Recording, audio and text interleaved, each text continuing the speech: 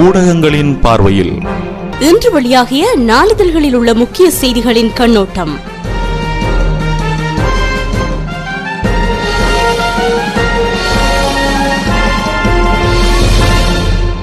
வணக்கம் நேயர்களே, இன்று ஜூலை மாதம் 12ஆம் தேதி வியாழக்கிழமை மற்றும் ஒரு ஊடகங்களின் பார்வை நிகழ்ச்சியோடாக இன்று உங்களை சந்திக்கிறேன். இன்று யாழ்ப்பாணத்திலிருந்து வெளிவந்துள்ள உதயன் பத்திரிகை முதலாவதாக பார்க்கலாம். நிமல ரூபன் கொலை விடயத்தில் அரசு ஐநாவிடம் தப்ப முடியாது, சிக்கலில் மாட்டிவிட்டது மஹிந்த அரசு என்கிறார் கூட்டமைப்பின் தலைவர் என்ற பிரதான தலைப்புடன் இன்றைய தினம் உதயன் பத்திரிகை வெளிவந்துள்ளது. ஐநா மனித உரிமைகள் சபையின் மீளாய்வு கூட்டம் எதிர்வரும் நவம்பரில் நடைபெற உள்ளது. இந்த கூட்டத்தில் வவுனியா தமிழ் கைதி நிமல ரூபனின் கொலை குறித்து அரசு பொறுப்பான பதிலை வழங்க வேண்டிய நிலை ஏற்பட்டுள்ளது. இதிலிருந்து அரசு ஒருபோதும் தப்ப முடியாது, அந்த அளவுக்கு சிக்கலில் மாட்டி இருக்கிறது மஹிந்த அரசு. இவ்வாறு தெரிவித்தார் தமிழ் தேசிய கூட்டமைப்பின் தலைவர் இரா சம்பந்தன். திருகோணமலை சாந்திபுரம் கிராமத்தில் நேற்று நண்பகல் நடைபெற்ற கிழக்கு மாகாண சபை தேர்தல் தொடர்பான கூட்டத்தில் கலந்து கொண்டு உரையை நிகழ்த்தும் போதே சம்பந்தன் எம்பி இவ்வாறு தெரிவித்தார். சர்வதேச சமூகத்திடம் இருந்து இலங்கை அரசு எதிர்நோக்கும் கடும் அழுத்தம் மற்றும் தமிழ் கைதியின் கொலை தொடர்பாக அரசுக்கு ஏற்பட்டுள்ள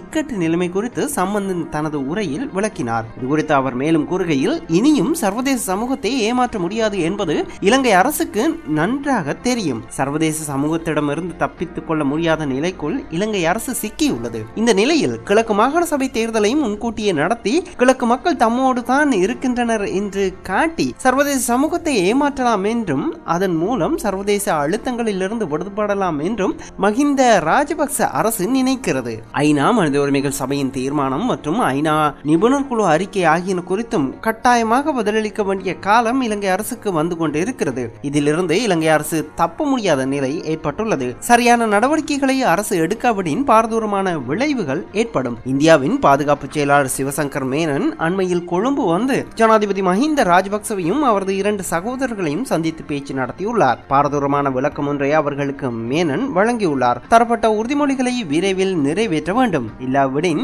எம் மீது குறை சொல்லாதீர்கள் என்று கருத்துப்பட சிவசங்கர் மேனன் அவர்களிடம் தெரிவித்துள்ளார். இதன் பின்னர் என்னுடன் உரையாடினார். இந்தியா அழுத்தம் கொடுக்கவில்லை என அரசு கூறி வருகின்ற போதிலும் ராஜதந்திர நகர்வுகளில் இடம்பெறும் எல்லாவற்றையும் வெளியே கசியவிட முடியாது என்றும் சம்பந்தன் எம்பி தெரிவித்ததாக அந்த செய்தி நீண்டு செல்கிறது. அதனை தவிர காணிகளை கையகப்படுத்தி புதிய வீதி விமான படையினருக்கு எதிராக ரீட் மனு மேன்முறையீட்டு நீதிமன்றத்தில் தம்பலகாமம் விவசாயிகள் தாக்கல் என்ற தலைப்புடன் இன்னும் ஒரு செய்தி வெளிவந்துள்ளது. திருகோணமலை மாவட்டம் தம்பலகாமம் பிரதேசத்தில் தமிழ் பேசும் விவசாயிகளுக்கு சொந்தமான வயற்காணிகளை தாம் இஷ்டப்படி கையகப்படுத்தி அவற்றின் ஊடாக புதிய வீதி ஒன்றை அமைக்கும் விமானப்படை தரப்பின் முயற்சிக்கு எதிராக கொழும்பு மேன்முறையீட்டு நீதிமன்றத்தில் ரீட் மனு ஒன்று தாக்கல் செய்யப்பட்டிருக்கிறது. அந்த ரீட் மனுவை நேற்று பரிசீலனைக்கு எடுத்துக்கொண்ட கொழும்பு மேன்முறையீட்டு நீதிமன்றம் அதனை விசாரணைக்கு ஏற்றுக்கொண்டுள்ளதுடன் எதிர் மனு தரப்பினருக்கு அழைப்பாணை அனுப்பவும் உத்தரவிட்டது.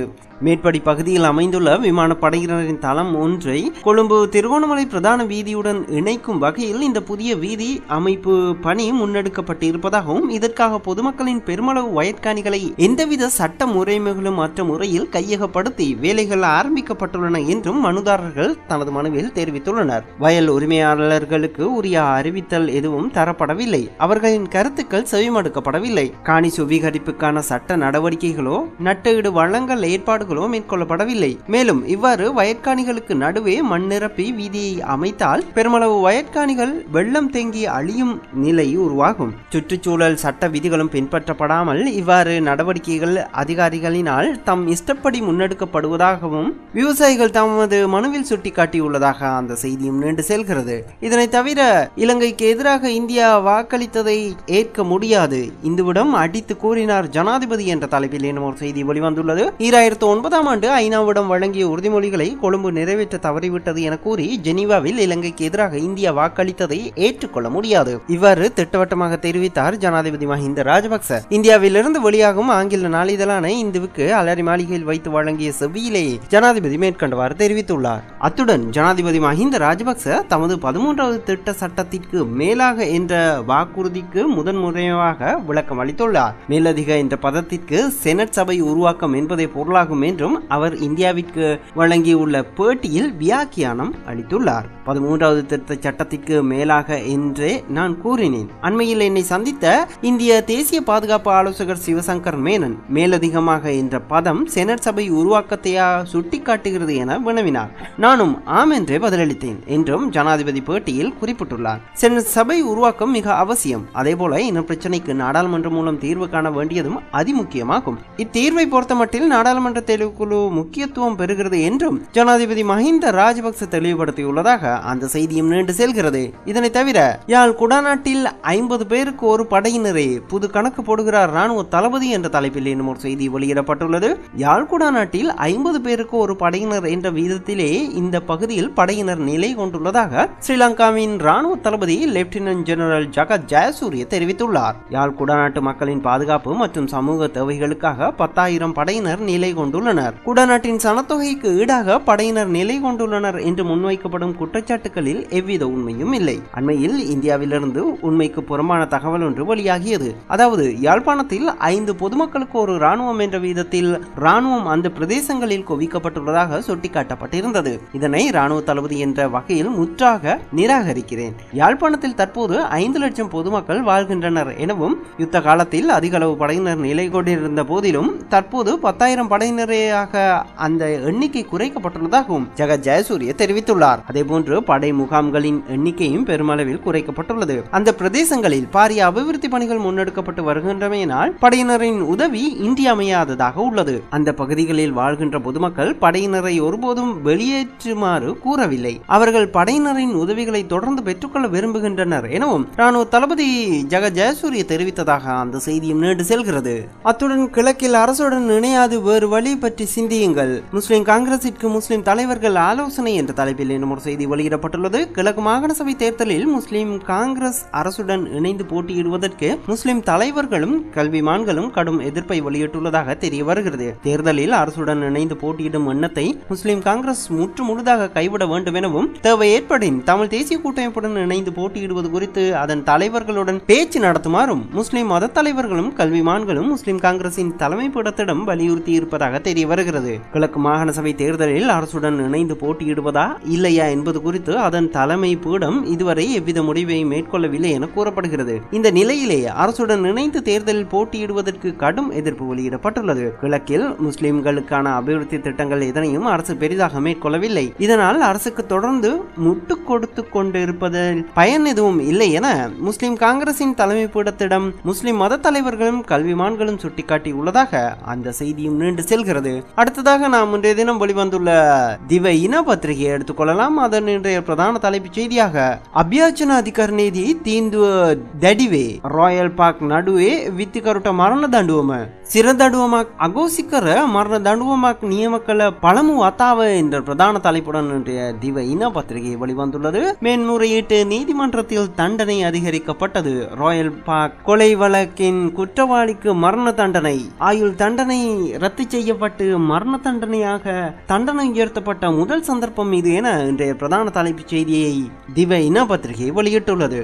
2006ஆம் ஆண்டு ஜூலை மாதம் 20ஆம் திகதி பெண்ணொருவரை கொலை செய்த குற்றச்சாட்டில் ஆயுள் தண்டனை விதிக்கப்பட்டிருந்த கைதி ஒருவர் அந்த தீர்ப்புக்கு எதிராக மேன்முறையீட்டு நீதிமன்றத்தில் மனு ஒன்றை தாக்கல் செய்திருந்தார். இந்த மனுவை விசாரணைக்கு எடுத்துக்கொண்ட போதே ஆயுள் தண்டனை ரத்து செய்து குற்றவாளிக்கு மரண தண்டனையை விதித்து நேற்று மேன்முறையீட்டு நீதிமன்றம் தீர்ப்பு அளித்திருந்தது. அந்த செய்தி திவ இன பத்திரிகையின் இன்றைய பிரதான செய்தியாக நீண்டு செல்கிறது. இதனை தவிர அப்பா அவலாங்கோய் ஜூலாம்பிட்டிய அமரே யாலி ரிமாண்ட் என்ற தலைப்பில் இன்னும் ஒரு செய்தி வெளியிடப்பட்டுள்ளது. பிணை நிராகரிக்கப்பட்டது, மீண்டும் ஜூலாம்பிட்டிய அமரே விளக்கமறையில் வைக்கப்பட்டுள்ளதாக அந்த தலைப்பு செய்தி வெளியிடப்பட்டுள்ளது. அத்துடன் தங்காளி தரிய தூஷணையே சக்கக்கருவான் ஹந்துனா கெனத்தி என்ற தலைப்பில் ஒரு செய்தி வெளியிடப்பட்டுள்ளது. தங்காளியில் சிறுமி பாலியல் வன்புணரப்பட்ட சம்பவத்தில் சந்தேக நபர்கள் அடையாளம் காணப்பட்டுள்ளதாக அந்த தலைப்பு செய்தி வெளியிடப்பட்டுள்ளது. நாம் அடுத்ததாக இன்றைய தினம் லங்கா தீப பத்திரிகை எடுத்துக்கொள்வோம். அதன் இன்றைய பிரதான தலைப்பு செய்தியும் ராயல் பாக் கொலை வழக்கில் குற்றவாளியின் ஆயுள் தண்டனை ரத்து செய்யப்பட்டு அவருக்கு மரண தண்டனை விதிக்கப்பட்ட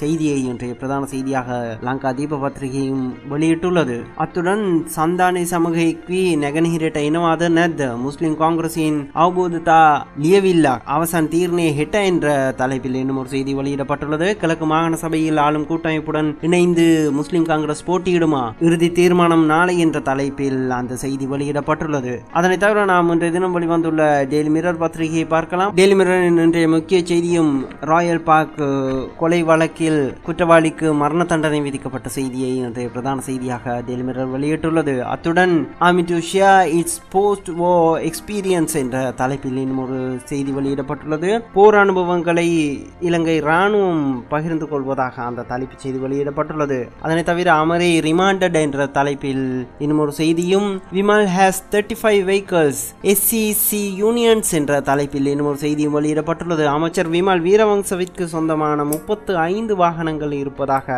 தொழிற்சங்கங்கள் குற்றஞ்சாட்டியுள்ளதாக அந்த தலைப்பு செய்தி வெளியிடப்பட்டுள்ளது. அதனை தவிர Sun arrested on charge of killing his 49 years old father என்ற தலைப்பில் ஒரு செய்தி வெளியிடப்பட்டுள்ளது.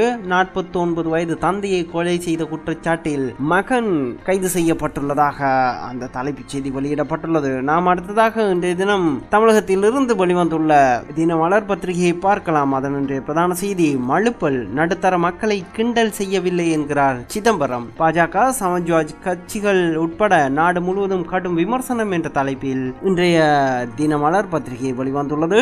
ஐஸ்கிரீமிற்கு 20 ரூபாய் செலவழிக்க தயாராக இருக்கும் நம் நாட்டில் உள்ள நடுத்தர வகுப்பினர் அரிசிக்கோ கோதுமை மாவுக்கோ 1 ரூபாய் விலையை ஏற்றினால் கூச்சல் எடுக்கின்றனர் என மத்திய உள்துறை அமைச்சர் ப சிதம்பரம் கூறியதற்கு பாஜக சமாஜ்வாதி கட்சிகள் உட்பட பல அரசியல் கட்சிகளும் பொதுநல அமைப்புகளும் எதிர்ப்பு தெரிவித்துள்ளன. இதனை அடுத்து நடுத்தர மக்களை கிண்டல் செய்யும் வகையில் எதுவும் பேசவில்லை, நான் கூறியதை வேணுமென்று திரித்து வெளியிட்டனர் என சிதம்பரம் மழுப்பலாக பதிலளித்துள்ளார். மத்திய உள்துறை அமைச்சர் ப சிதம்பரம் நேற்று முன்தினம் பெங்களூரில் செய்தியாளர்களிடம் பேட்டியளித்தார். அப்போது அவர் ஒரு போத்தல் குடிநீருக்கு 15 ரூபாய் அல்லது ஐஸ்கிரீமுக்கு 20 ரூபாய் செலவழிக்க தயாராக உள்ள நடுத்தர வகுப்பினர் அரிசிக்கோ கோதுமை மாவுக்கோ கிலோவுக்கு 1 ரூபாய் விலை ஏற்றினால் கூச்சல் எடுகின்றனர் என கூறினார். நாட்டில் உள்ள நடுத்தர வகுப்பினரை கிண்டல் செய்யும் வகையில் சிதம்பரம் பேசியதாக நாடு முழுவதும் இதற்கு கடும் எதிர்ப்பு எழுந்தது. இதனை அடுத்தே தாம் கூறியதை ஊடகங்கள் திரிவுபடுத்தி வெளியிட்டுள்ளதாக ப சிதம்பரம் மழுப்பலான பதிலளித்துள்ளதாக இன்றைய பிரதான செய்தியை தினமலர் வெளியிட்டுள்ளது. நாம் அடுத்ததாக இன்றைய தினம் வெளிவந்துள்ள தினமணி பத்திரிகையை பார்க்கலாம். அதனுடைய பிரதான செய்தி நாடு முழுவதும் வழக்குரைஞர்கள் நீதிமன்ற புறக்கணிப்பு என்ற பிரதான தலைப்புடன் அந்த செய்தி வெளியிடப்பட்டுள்ளது. மத்திய மனித ஆற்றல் மேம்பாட்டு அமைச்சகம் கொண்டு வர உள்ள உயர்கல்வி மசோதாவில் இருந்து சட்டக்கல்வி வழக்குரைஞர்கள் சட்டம் ஆகிய அம்சங்களை நீக்க வலியுறுத்தி நாடு முழுவதும் வழக்குரைஞர்கள் புதன்கிழமை நீதிமன்ற பணிகளை புறக்கணித்தனர். நாடு முழுவதும் நடைபெற்ற இந்த போராட்டத்தில் சுமார் 17 லட்சம் வழக்குரைஞர்கள் பங்கேற்று தங்களது எதிர்ப்பை தெரிவித்ததாக தகவல்கள் தெரிவிக்கின்றன. வழக்குரைஞர்கள் நீதிமன்ற புறக்கணிப்பு போராட்டம் நடைபெற்ற போதும் உச்ச நீதிமன்றம் தில்லி உயர் நீதிமன்றம் ஆகியவற்றில் பணிகள் பாதிக்கப்படவில்லை என அந்த பிரதான செய்தி நின்று செல்கிறது. இதனை தவிர ப சிதம்பரம் பேச்சுக்கு கட்சிகள் கண்டனம் என்ற தலைப்பில் ஒரு செய்தி வெளியிடப்பட்டுள்ளது. நடுத்தர மக்கள் விலைவாசி உயர்வை எதிர்ப்பது குறித்து மத்திய உள்துறை அமைச்சர் ப சிதம்பரம் தெரிவித்த கருத்துக்கு ஐக்கிய முற்போக்கு கூட்டணியில் இடம்பெற்றுள்ள தேசியவாத காங்கிரஸ் கட்சி மற்றும் பல்வேறு எதிர்க்கட்சிகளும் கண்டனம் தெரிவித்துள்ளதாக அந்த செய்தி நீண்டு செல்கிறது. இந்த செய்தி குறித்து நாம் ஏற்கனவே தின மலர் பத்திரிகையில் விரிவாக பார்த்திருந்தோம். ஆகவே இத்துடன் இன்றைய ஊடகங்களின் பார்வை நிகழ்ச்சியை நிறைவு செய்து கொண்டு மீண்டும் இதே நிகழ்ச்சியில் நாளை உங்களை சந்திக்கும் வரை உங்களிடமிருந்து விடைபெறும் நான் VAK. வணக்கம் நேயர்களே.